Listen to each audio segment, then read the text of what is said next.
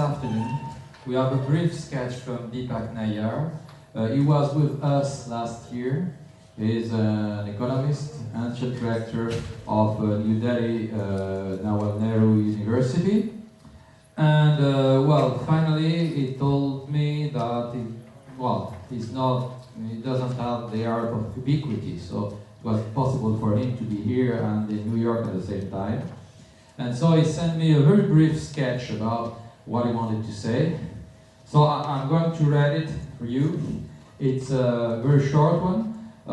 Better if John has a better accent than I have, would read it, but well, it's just after, so I'll do it.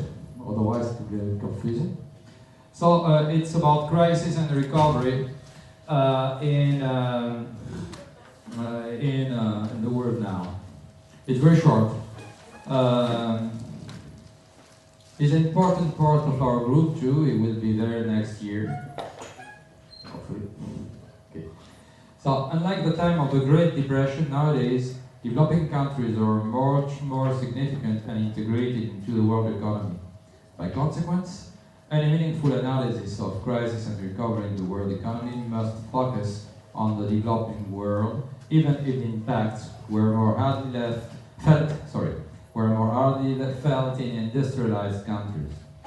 The recent global crisis caused a slowdown in economic growth, transmitted through exports, remittance, and capital flows. The recession brought not only a contraction in output, but a sharp contraction in employment.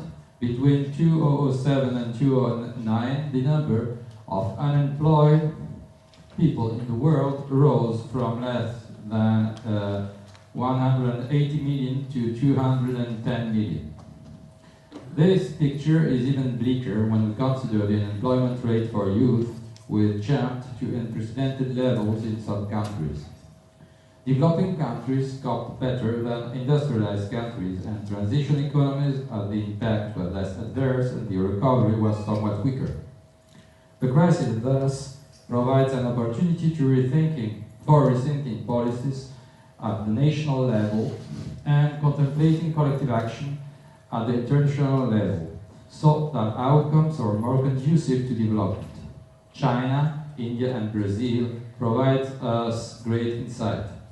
These countries suffered less adverse impacts due to supportive initial conditions pre-crisis, like economic stability, moderate inflation, large foreign exchange reserves, economic growth. Prudence in deregulation and liberalization of financial sector, safety nets for the poor and vulnerable were in place, domestic demand given the economic size of these countries.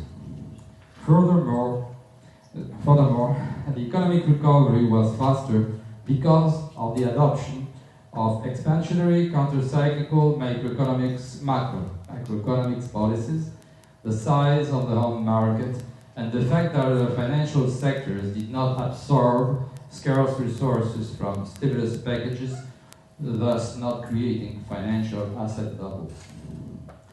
The experience is curious. I'm speaking from the text of Deepak Nayyar. It's like when somebody dies and you read the obituary, which is not the case. The experience of the giant economies suggests obvious lessons for smaller countries in the developing world, hasten slowly with capital account liberalization, or retain the option of introducing capital controls, exercise restraint in the deregulation of domestic financial sectors, stay prudent in micromanagement so that there is some freedom to introduce